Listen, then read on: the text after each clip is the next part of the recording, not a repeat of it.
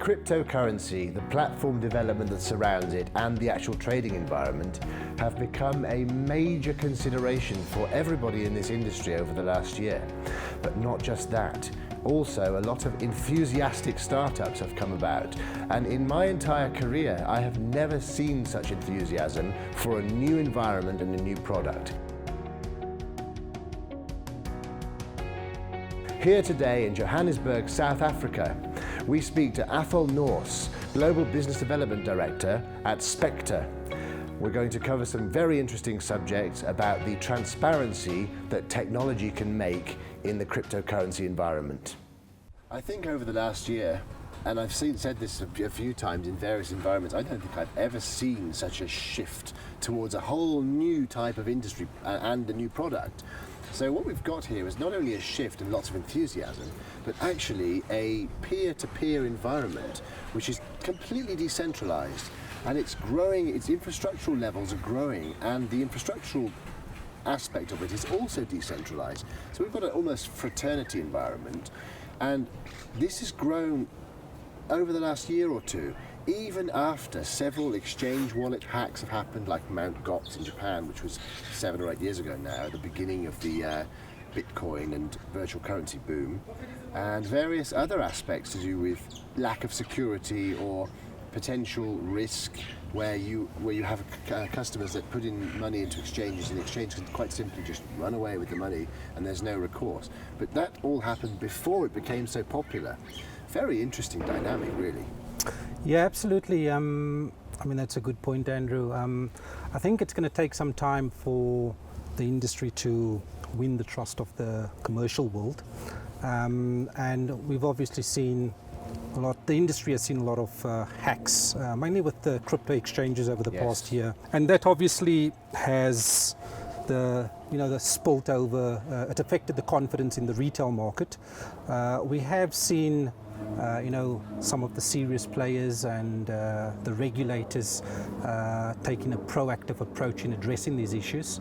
I think the industry has still got a long way to go, but we've seen regulators like in Japan, which has been very proactive in this in terms of addressing the loopholes that they find within the crypto exchanges. And this is really something which Spectre takes very seriously, because our core mission and objective is really to eliminate broker fraud in its entirety. Yes. And to really empower the traders, to put the power back into the hands of the traders. So it's a real big power shift which is taking place at the moment. I think the power shift is actually really important, and how to look at it, what I've noticed is really the power shift is our responsibility, because there's no centralized system which lays out the structure for it, or which you can put an API into a centralized system. These systems are being developed on a peer-to-peer basis.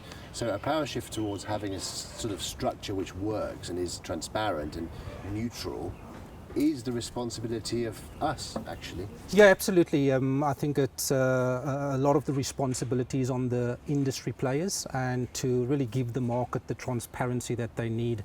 And I think if we can collectively work together towards a common objective and goal, then we're certainly moving in the right direction in regards to that. I think so. And I think there's a huge difference between the technology providers like your company and some of the very well established now that have been 5 or 6 years in development and only just gone to market, and they've come from our industry and done a good job of it.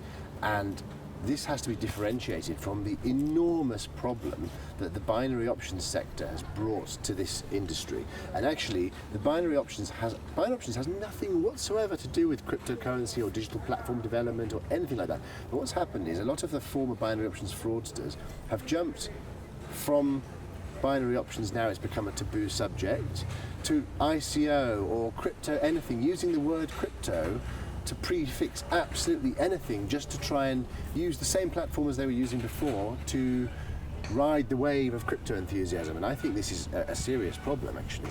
Yeah, absolutely. I think the whole, I must say, I come from a margin FX background, I knew there was Yes. problems within the binary options industry, but I certainly didn't know the scale of the problem. I mean, to give you an example, I think the FBI, they've mentioned, they estimate there's about $10 billion Something like that. stolen each year, and that's just reported. There's obviously a lot of unreported scams which happen, so it's a very big problem. And again, we really want to take that problem head on by solving it really through leveraging of the power of the blockchain and to give the industry the transparency that it needs. That's right, and you coming from a margin FX background at senior executive level with various very well-known companies during the course of your career is a good thing, because I see that as a kind of bringing the corporate electronic trading business experience into the crypto world. So it makes a very unique and modern environment, but with a good commercial leadership background. I think these two are very important things to help put together. And actually, many actual FX brokerages, traditional standard FX brokerages, some of them very well known and very large, one of them actually publicly listed, had gone into the crypto space themselves, but instead of developing their own platforms, they've just been actually offering Bitcoin actuals. And although they didn't admit it, during the course of the last quarter of last year, several of them lost several million, tens of millions of dollars in the course of a week from doing Bitcoin actuals, and it was largely covered up on the annual reports, and it was kept quiet.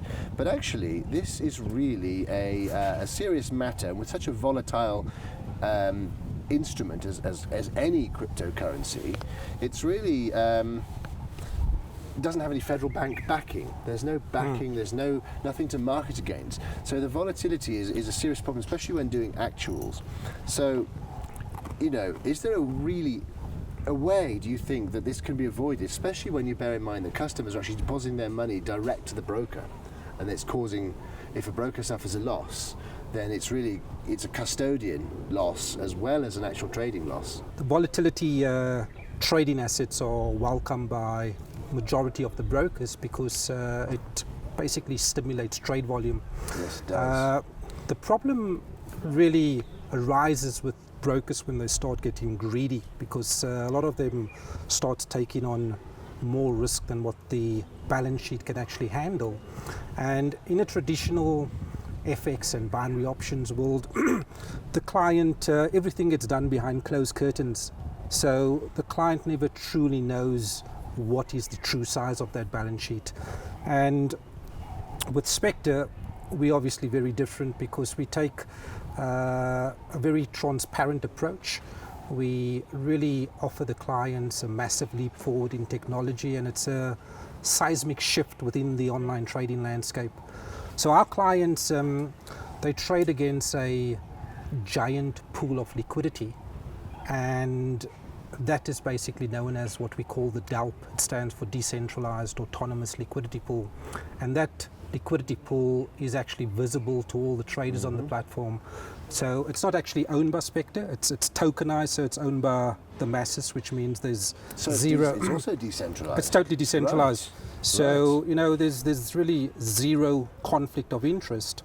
And in addition to that, the funds which flows into the decentralized liquidity pool and the outflow of funds, it's governed by smart contracts. So what that basically means is we cannot tamper or access that funds or do anything manipulative to that funds. Right. So it's blocked from access. No, so it's basically governed by a smart contract. So what that basically means is the smart contract governs the inflow and the outflow of it, and it's immutable.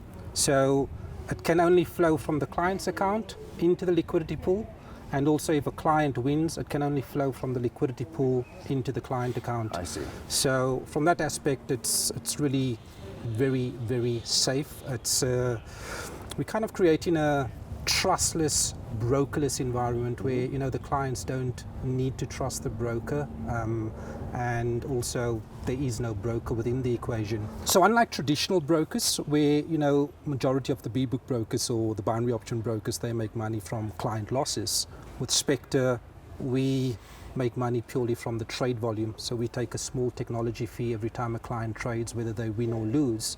And in addition to that, first of all, that itself, it really creates a level playing field.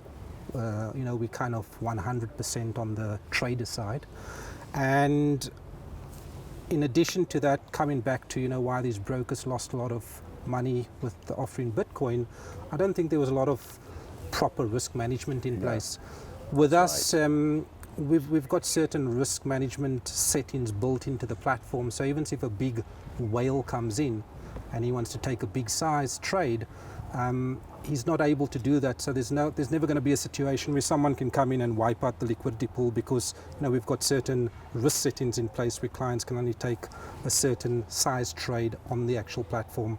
So, when we take all of that into consideration, Spectre is really the world's first brokerless and only blockchain platform, and we're really allowing clients to retail clients to sort of trade and predict future price movements of an underlying asset, which is got a binary outcome, but it's blockchain verified, and clients can be generating an average of anywhere from 83% within minutes, some cases up to 200%.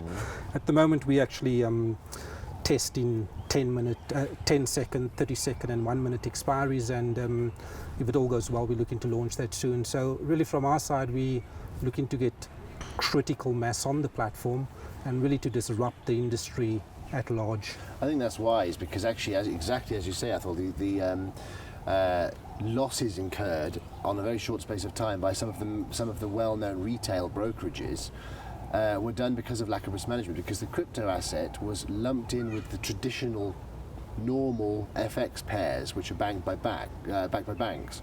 So they didn't have the same parameters, but they were lumped in with the same thing. And therefore you have client money lodged with broker and a actual on cryptocurrency. So when losses were sustained, it affected the whole thing, including the balance sheet of the brokerage, and therefore customer deposits and so forth, because it was lumped in all as one actual trading unit. And therefore, if you have a brokerless system, and it's a specialized platform for this purpose, then it doesn't have to go through periods of retroactive changes. For example, one of the brokerages concerned reacted by adding a 20-minute expiry time. But effectively, by doing so, what they're doing is turning it into a binary option with a very long expiry time. So it was a kind of knee-jerk reaction, really. And I don't think that's really a sustainable business model. Yeah, no, and it really comes down to the risk management and the appetite that the broker can take, and that appetite, it should be determined by the size of their balance sheet. But like I say, some of these brokers really get greedy, and yes. With some brokers, it happens with offshore brokers, but we've also seen it happen with regulated brokers. For instance, the case that you've mentioned earlier with FXCM.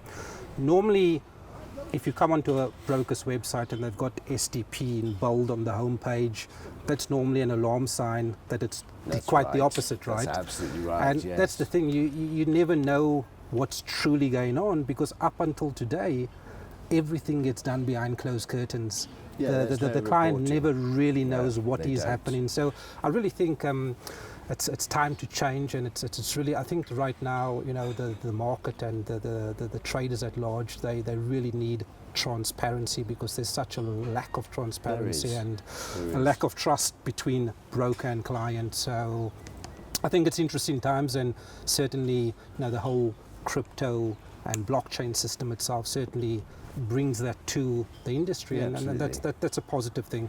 So let's look at the brokerless aspect of Spectre, which differentiates it from the traditional retail model of where a B-book brokerage takes the actual deposits from a client. And it's got better over the last few years, but we know this practice still exists, where it started off with unregulated brokers in the early days of MetaTrader 4, where a broker would take the deposit from a client into their own client account, and then a trader would trade, and quite often a brokerage would offer a profit and loss model, operate a profit and loss model inside, where they don't transfer the actual trades to live market, and then run the client's account down and say you lost your money, and effectively this just makes the broker's profit the actual client's money. And I think that's a complete conflict. By running a brokerless system where clients don't deposit to a brokerage or a platform provider, it removes that problem. Yeah, absolutely, and that's really been a very big problem in the industry for a long time. So Spectre, you're right, they are removing the broker from the equation by leveraging off the Ethereum and using the Ethereum blockchain. And it's really a brand new asset, a trading asset which they're introducing, which is called digital smart options. As I've mentioned earlier, it allows retail traders to predict future price movements of the underlying asset. They don't need to own it. It can be on cryptocurrency, it can be on FX, commodity stocks, which has got a binary outcome, blockchain verified, and like I say, they can generate on average about 75-83% in minutes. The other important thing is in the traditional trading environment, instead of trading against the broker's balance sheet, with Spectre, the clients are trading against a decentralized liquidity pool.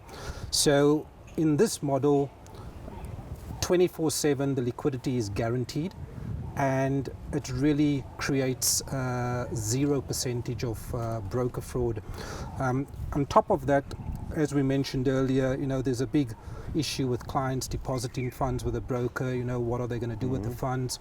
With Spectre, it's really a massive leap forward because clients don't deposit with Spectre. They can trade directly from their digital Ethereum wallets, or alternatively, they can deposit into a smart contract with Spectre.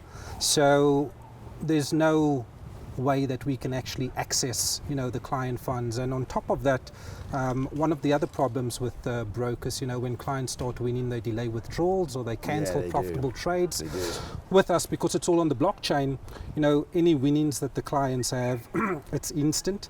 And also the withdrawals are instant and on demand. So it's really, as I mentioned earlier, Andrew, it's a real trustless, brokerless environment, and it's the first of its kind. I have no doubt that there will be other players following suit in time to come.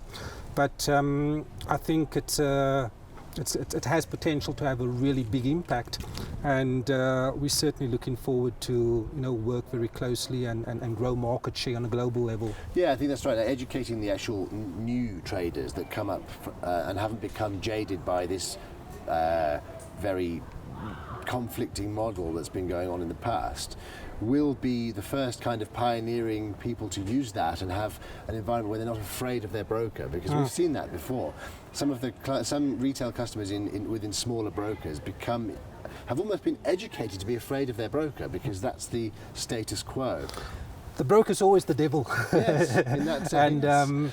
And I speak from experience because I've worked with these brokers. I've had my own broker, and in the client's eyes, the broker's always the bad guy, Aside from that aspect, which makes it transparent from a trading point of view, it's very important to differentiate between the actual environment that provides a good trading environment for actual cryptocurrency traders and brokers and IBs that want to actually provide a trading environment to clients. That is a genuine trading environment. But there's been a lot of bandwagonism lately by largely certain groups which have grown to be very big over the last 10 years and are disingenuous, such as affiliate marketing networks, former gaming people who recycle lead bases from, for example, gaming sites into a binary option brand label that's owned by the same people. So what they do is they wait for the unfortunately addicted gambler to run down all their money, and then they call them and say, why don't you do binary options? And then he feels like an investor, so he then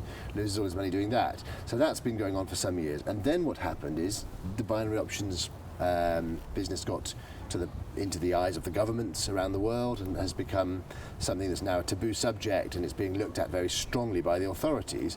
So what's happened is a lot of these people from that background have shape-shifted from affiliate marketing to gaming to binary, and now what they're doing is, because the crypto word and ICO word are all over the internet, and SEO is very, very possible with these things, and it's the word of the moment, so to speak, a lot of them have now doing the same thing but calling it ICO, which is even easier for them because it's nothing to do with our industry, nothing to do with trading.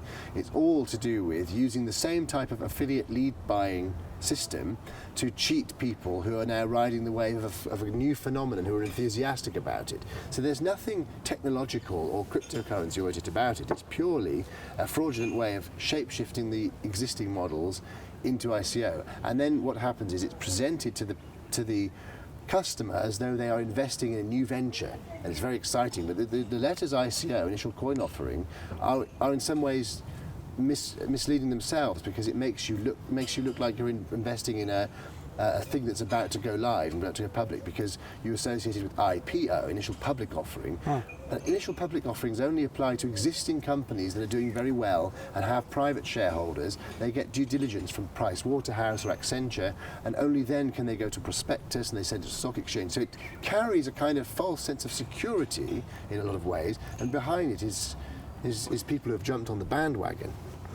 Yeah, you're right, and that's a very good point, Andrew, because I think it really comes down to education. A lot of these guys are taking, their bad habits and bringing it into the ICO world.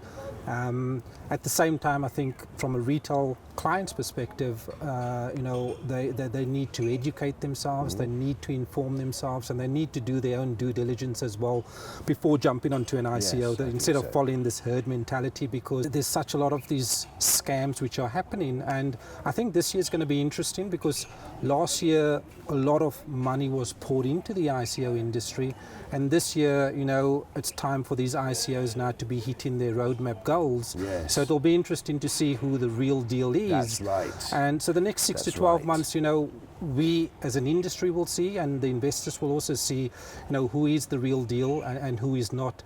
I do think, having said that, whilst the industry is still very nascent, we will see some really good winners come out of this, which will have a good positive impact on the industry at large.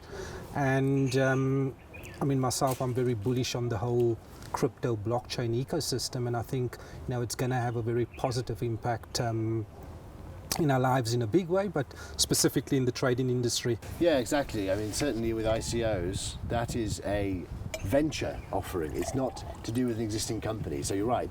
Once those have either gone to fruition or not, we'll be able to see which ones are genuine, which are not, because at the moment it's very easy to offer ICOs because very few, they're all right at the start, so very few have actually made any progress, so that's really interesting. Correct. But certainly here in South Africa there is a massive and very willing IB network and affiliate network, and it's actually very developed, and it's relatively unknown by the outside industry. So coming from the FX business, which is on the retail side heavily reliant on good quality strategic partners, you can really see potential in the IB network for cryptocurrency here in South Africa. Yeah, absolutely. South Africa is a very important region for Spectre. We see a lot of growth opportunity over here, a lot of opportunity to grow market share. And I think over the past few years, South Africa's also seen its fair share of Ponzi schemes and scams happening. So the market also, is ready for something different and for looking for something transparent. And, we plan to really build trust with the IBs over here by working very closely with them, understanding what their needs are, educating them, and really helping them grow their trade volumes and their bottom line revenues, which will have a direct impact on our growth. Yes. So, we also long term, we look at South Africa as a gateway into Africa, because it's such a big market in Africa, like Nigeria, Kenya, etc. Yeah, that's right. We, from our perspective, we're looking to tap into the traditional online FX binary option trader communities, but also the enthusiasts and the crypto trading communities as well, and it's so big over here and in Africa. Yes, and in addition to that, because client doesn't need to deposit with fiat with us, they can trade directly from the Ethereum wallet. We also have the opportunity to tap into the unbanked communities within Africa, etc. So from our perspective, we definitely got a clear game plan in terms of how to grow the market share here, and we certainly look forward to working and doing more of these sort of events with yourself, Andrew, as time goes by. Absolutely, and actually you've got that ability to go in and bring the aspects that you've brought from the FX industry into the crypto environment from an IB development point of view, and take it out to other parts of Africa, like in Nigeria, for example. Nigeria's economy is growing massively, but nobody trusts the local currency or the banks. So the middle classes there who have got good business are looking for something which can't be interfered with by some other other entities, and actually blockchain-based projects are very popular there, but they need to be implemented by good quality firms. And I think here in South Africa, Spectre has the ability to bring those IB networks here in South Africa to a wider audience across the continent. Absolutely, and that's certainly the game plan that we've got in mind. And I think also coming from the FX community into the crypto space, I think we will also start to see other senior industry executives move over. Yes, for sure. I think we were speaking earlier, I've seen a big shift from the corporate world, especially in Wall Street, also moving into the crypto space. And the one difference, or the one thing which is easy to notice is, it's very refreshing, it's young. The people in the crypto blockchain space, they're really driven by what the technology can do for the greater good of humanity, rather than the bottom line dollar. Right. So I think it's an interesting mix, and also at the same time, a lot of these crypto exchanges, they get in a lot of business, but they lack customer service, responsive customer service, marketing automation, etc. So I think there's a lot of good stuff which can come from the FX online trading community, be brought over to help fuel that growth, so long as they don't migrate the bad habits over. Yeah, I think it's really going to be good and positive. That's exactly right. I'm certainly looking forward to today. We're going to be hosting several IBs from all over South Africa. Very much looking forward to Spectre's inroad into that and to actually observing it myself. And very nice to see you, Athol. Thank you so much for your time, Andrew, and look forward to doing plenty more of this in the future. Absolutely. All the best. All the best. Words of wisdom there from Athol Nourse, Global Business Development Director at Spectre. Thank you very much for watching. Join us again next time.